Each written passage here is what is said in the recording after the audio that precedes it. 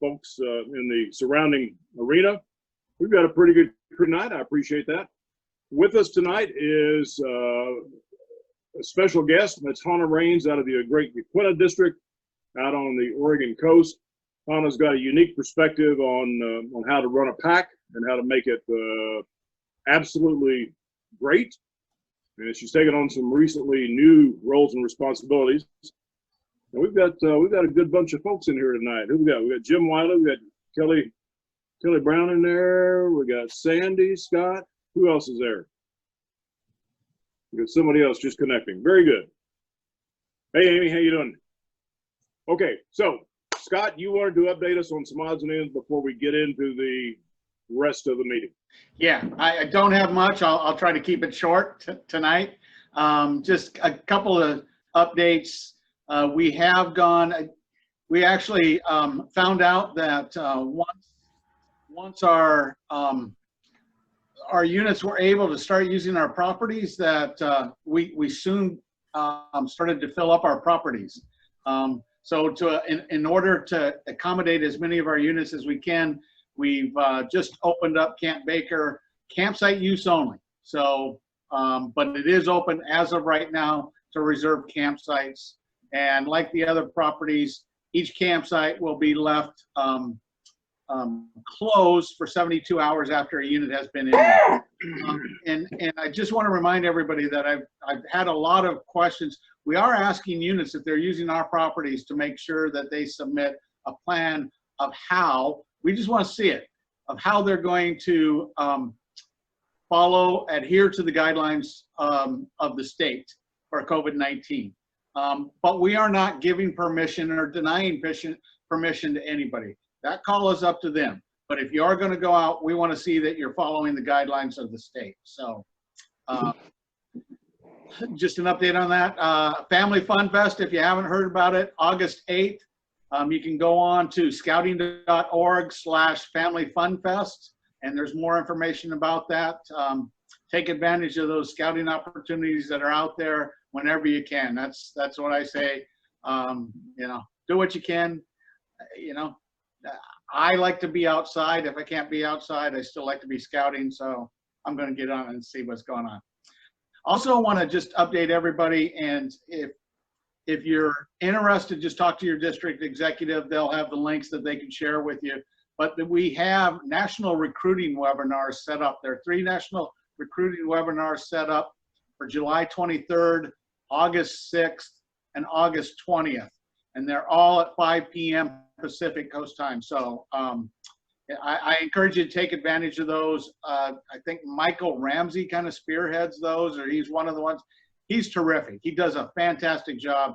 We were just on one, Rob and I were just on one earlier tonight, and he really does a good job of telling you what's working around the country and helping us out as far as recruiting is concerned. So if interested, let us know and we'll get you the information. You can go online and register.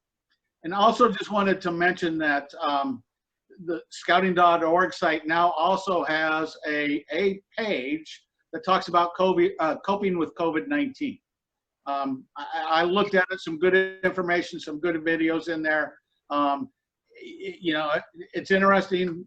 I encourage you to go take a look, and you can go to that website at scouting.org/coping -with-COVID-19.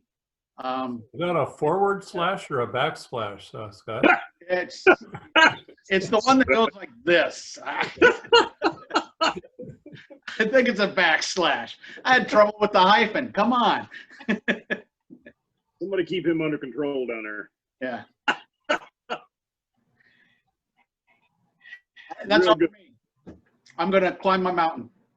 Okay, very good, very good. Yeah, just to pile on to what Scott is saying, the various branding things and marketing things that are available on scouting.org are absolutely incredible. I've said this about the Roundtable slice. It's absolutely incredible these days, and the marketing and branding is wonderful. If you can't if you can't attend the darn things when they're published, go find it afterwards. And if you come away without getting your blood pressure up, I'll be real surprised, because those things are just great. That's good stuff. Thank you, Scott. I appreciate that. Thank you. So next up is going to be Hannah Raines, one of my close friends. I really appreciate what you're doing for us out there on the coast. And then Rob, remember, I'm going to ask you to say some words here toward the end. Okay, just a reminder. And Jim, as always, you get equal time. So, you know, just hold tight. So is it Hannah or Hannah? It's Hannah. See? Thank you. Thank you. It's with a forward slash. Okay, Hannah, it's all you. So I wanted to tell you guys what happened to me this morning, just to show you how life you can never count on what, you know, is going to happen that day. So my son came home with a snake yesterday, and you know, made a cage, and it was fine, it was safe. And I woke up this morning with the sound of scattering feet, searching for a snake. Yeah, you could have predicted that. Yeah, I should have. So I laid there in bed for a while, just trying to gain composure, wondering if there's a snake under my bed, or how am I going to react to this? And so, you know, I got it together, and you know, the day's been fine. We have not found the snake. He's here somewhere. Any ideas, you know, you guys can give me? That be much appreciated. But it just goes to show you that you can't go on in life assuming that you're going to know what's going to happen and how you should react. So luckily, when the pack, when COVID hit, we weren't worried in the beginning. We thought it was just going to be about 2 weeks, and we'll just get a 2-week vacation and we'll get back to normal shortly. Obviously, we all know that didn't happen, and we needed to figure out what we were going to do before we started losing interest with the cubs and the adults.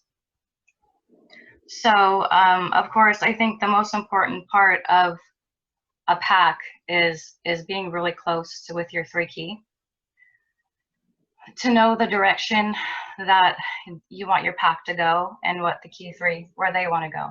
Yeah, let me intrude. You're the Cubmaster for what unit? Pack 47. And that's where? That's in Lincoln City, Oregon. In Lincoln City. Okay. And how big is your pack now? Ooh, I think we're at 25 right now. Okay. Okay. We had a large boom with changing over leadership, and we were up at like almost 50, I think. And when you grow that fast, it can be difficult to manage everyone. So, but we're steady now around 25. Okay. Yeah. And I'd expect that you'll climb back up again as time goes by. Yeah, I think so too. Yeah. Good. Good. Good.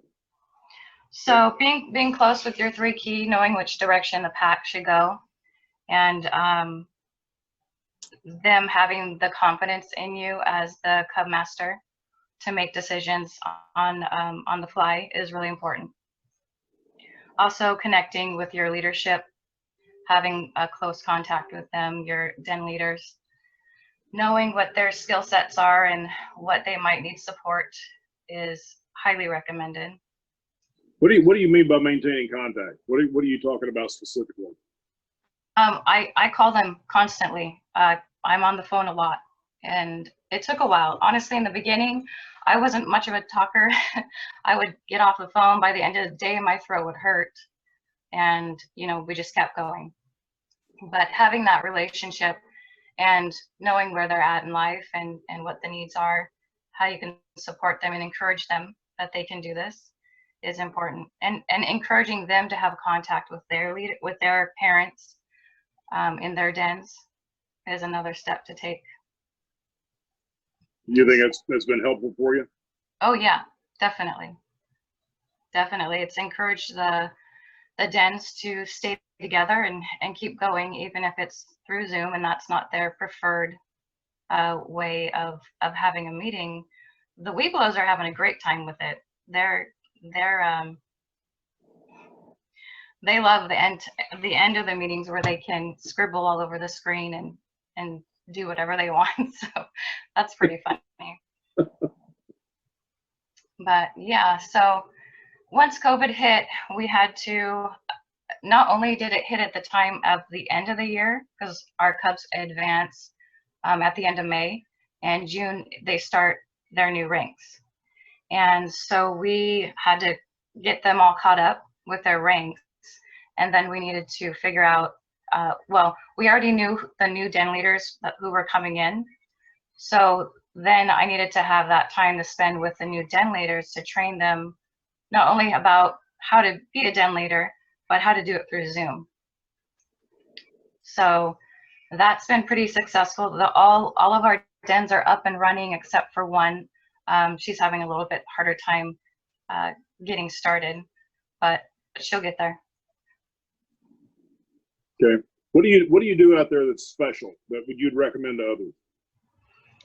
So I think right now we're encouraging the leaders to, and this is kind of new because they're just getting started.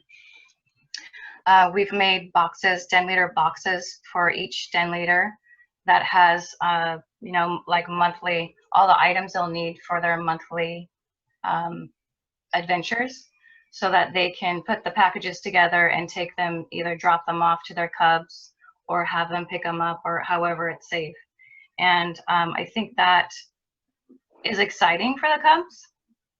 I think they'll enjoy that and encourage them to keep pressing on. That's I cool. like that. Yeah, and I like that if, you know, the parents are involved, they want to be involved if you show them how and you keep that excitement going. Very good, very good. Any other commentary on pack operations for Hannah? I was just going to ask, saying that, Hannah, do you feel like it's helped connect the parents that haven't been registered as leaders, and will help you moving forward? Yes, I think that this has created more of a responsibility for our den leaders to take on their roles fully. It's created something for me that I'm really excited about, to be more hands-off with the den leaders than I did in the past. They're more than capable of running their dens as before we would meet as a group, and it made it so we had to do a lot of things together. And more engagement from the parents that aren't necessarily registered with the unit? Exactly. Because we require the parents to be there at all meetings. Cool. Sound Yeah. like you got it under control now. Now I get the recruiting back up and away you go, huh? Yeah, I'm pretty sure we'll be rising in numbers after all this is, once we reopen. Yeah, very good, very good. What do you think is going to be the situation on the coast from a school standpoint this coming year? What's your sense?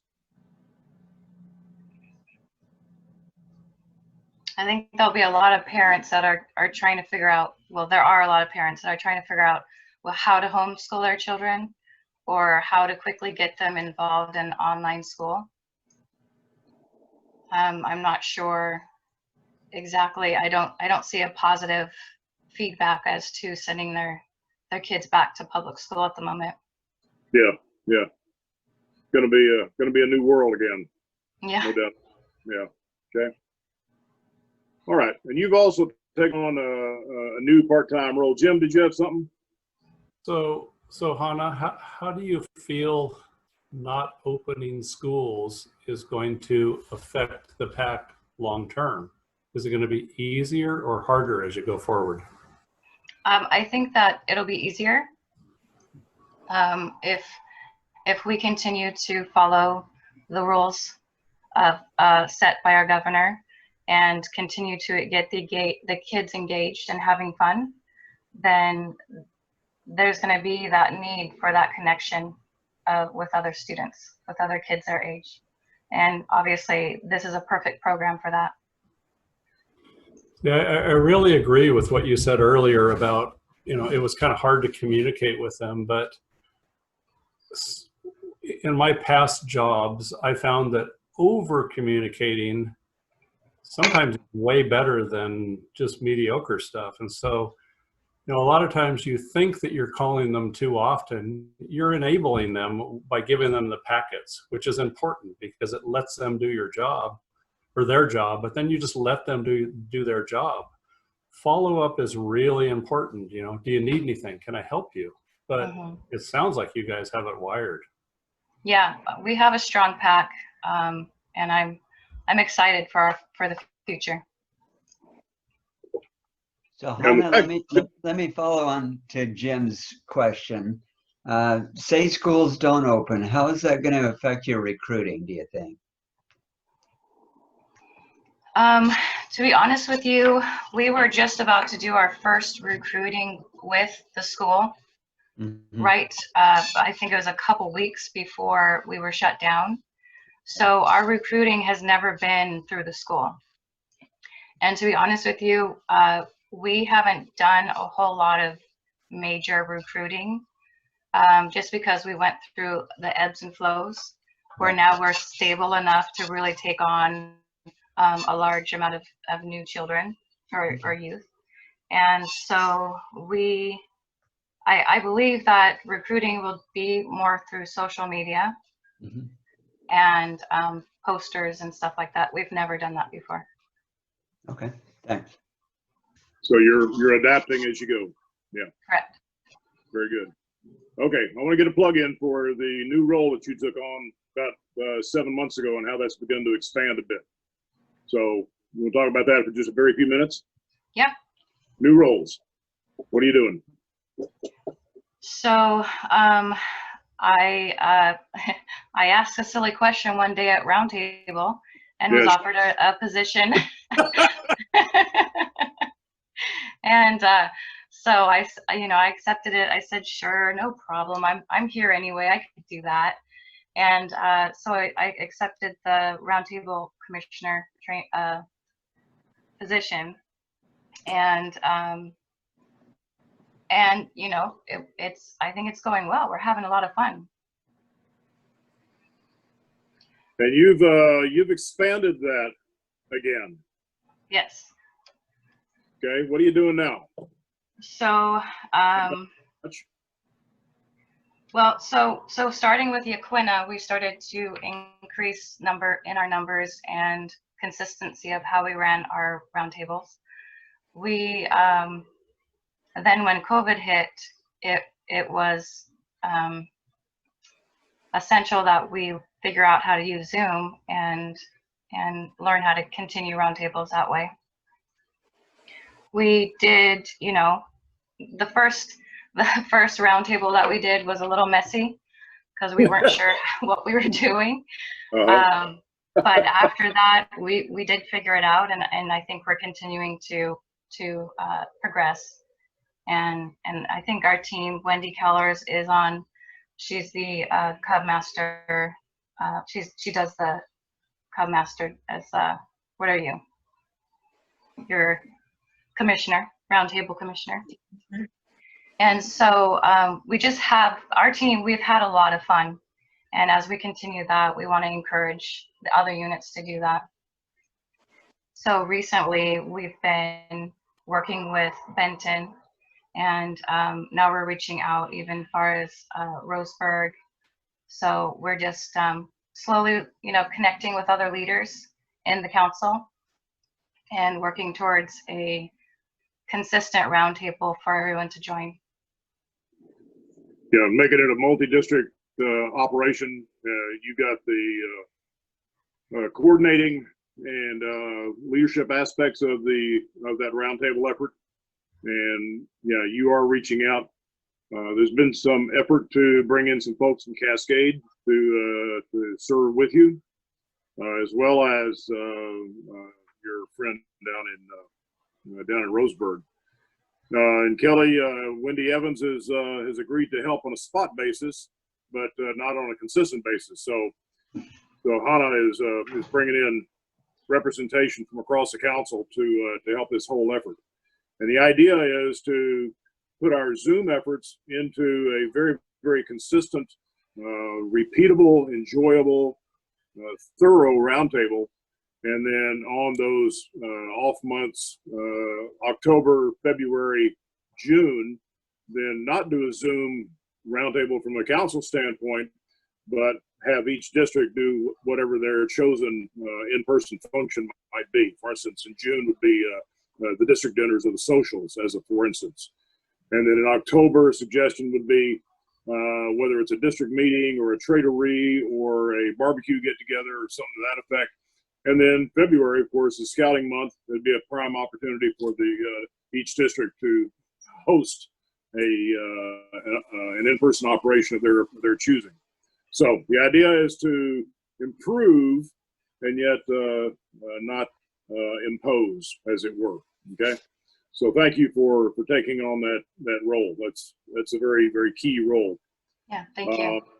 Yeah, and it's going well, near as I can tell. Things are beginning to generate. You've had consistent roundtables now, and it's getting better. It's getting better by far. Okay, Rob, you had an experience here recently that you shared with me. We only have a few minutes left, Rob. Can you share with us your recent experience and how this might relate to our current situation in scouting? Sure, yeah, I'd be glad to. So this wasn't set up a plan or anything. It's all impromptu. What it amounts to is I went to virtual day camp for a week for grown-ups. I had the opportunity to participate in a Tony Robbins seminar. And because, typically when he does something like that, he takes over a stadium. And there's light shows and there's everything you could think of. Well, he can't do that. That's, he gets, 1,200 people into this stadium or more. So he started thinking, what can I do? And he pivoted and he actually built this studio and went to Zoom and said, I need more bandwidth, and created an opportunity for one of his seminars called Unleash the Power Within. It was a 4-day seminar, and I did the whole thing through Zoom as a web event, 12 hours a day minimum for 4 days, and it was life-changing. I got a little box. It had the stuff I needed in it. My wife did it with me. We did it at home. It was incredible. It's exactly what we're talking about doing with day camp. We've got a wonderful virtual program started. We've got 3 live sessions where we're going to integrate things from families and kids and connect and talk. And we've got 10 different activities that are going to have video components behind it to help families engage. The secret sauce here, though, with the Tony Robbins experience is my wife and I went into it and we decided that whatever it was, however silly it was, whatever it was, we were just going to do it. We were going to be all in. So when they said, stand up and jump around, we stood up and jumped around.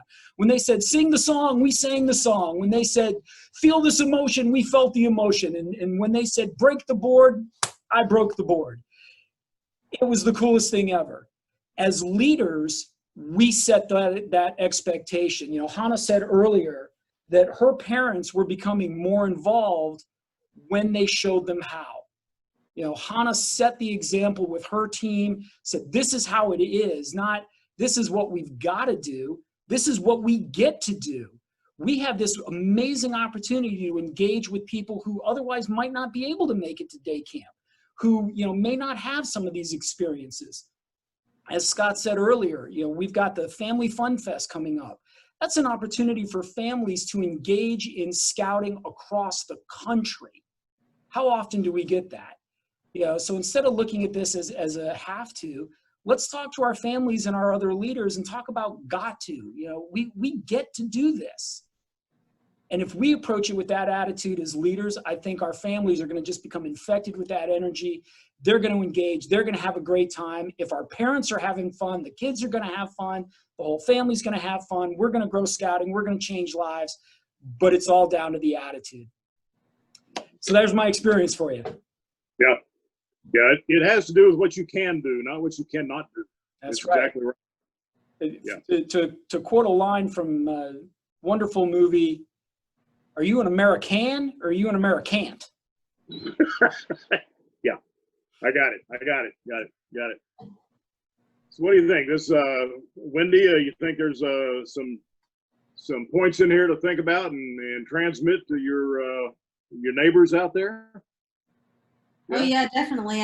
My community sadly is a lot more retired folks than Nescoins, so it's a little bit harder for me. But and then the church I go to is in Pacific City, and so you're again with the other council, Cascade. Yeah. So trying to wean them into ours is a little bit harder, but we definitely try to coerce some of the kids from Awana's, I tell you. Yeah. We try to tell them to be on a different night. We do Yeah. just refer to them as that other council, so that's fine. Yeah. They're good and all, but you know. Well, they're bigger. So, There's just no doubt about it. Just kidding. yeah, that's right. That's right. They're bigger. We like them though. Yeah, and Kelly, of course, the same question holds for you as well there in Benton. You know, with a new role, you know, you've got a new opportunity here to begin to make things better again. You know, get out of doldrums and get pack numbers back up and cubs up and that sort of thing. So, yeah. lots of possibilities. And I'd like to think that Hana's efforts on Roundtable is going to begin to pay benefits to you in the Corvallis region. Very much so. Yeah. Okay. And Sandy, I meant to tell you that we've made contact with Rush Hogue a couple times, and he's offered Debbie Bauer to assist on the Roundtable side. So we'll see how that goes. We'll talk in depth with Eugene Reynolds and Dean Gamble, Taylor Lewis are all good possibilities. So strong support from the Greenwood side to help Hana really put us out on the map. Okay, so we're pretty excited about a whole lot of things. Amy Rada, you've been really quiet tonight. You got anything to share with the group here? Come on, oh come on. Not tonight, huh? Okay. No, I work graveyard and I just got up not too long ago, and so I'm not quite awake, and I'm trying to make dinner as I listen to you guys. Yeah, you're not multitasking at all, are you? No. So I'm going to speak up for Amy then, since Amy's not speaking up for herself. Amy has done a fantastic job of just jumping in when it was needed and getting that pack up and moving and communicating with the parents and making sure that the kids are getting their advancement work done. So good job, Amy. Very good. Which pack is that, Sherry? That is the Newport pack, which is 240. 240. Yeah. 240. Yeah. Very good. I'm glad that you came on board. It's Thank Amy you. was also one of the first of our Cub leaders to actually embrace the challenge of utilizing the digital media and reaching out and made that available to her families early on. So thank you. That's a leader. It's been fun. Scott has a question, everybody. absolutely. Scott? Randy, what can we look forward to next week? You know, I'm glad you asked that, Scott, as we're approaching the top of the hour. Oh, Sandy, quit snickering over there. This is not set up on a cue card or anything. Got to hold it up. Yeah, next week we've got a local leader, a local scouter that serves on the school board. In fact, I think he got elected as chair, didn't he? I forget. But anyway, Jim Smith is coming in from the Great Cascade District. Jim lives up in the Marcola area, a longtime scouter, ex-military guy, which means I love him to death to start with. But he is going to give us a perspective on how the schools expect to handle the new school year. So don't miss that. Jim's quite a guy. Was there anything else there, Scott? Did I cover the advertising? No, yeah, you got it. Okay. Jim Wiley has something. So one thing for everybody to look forward to, within about 2 weeks, we're going to get the permits for the new shower house at Camp Baker. So when we go to Cub Camp, when we go to summer camp, there will be 10 individual shower rooms that you can lock a door behind yourself.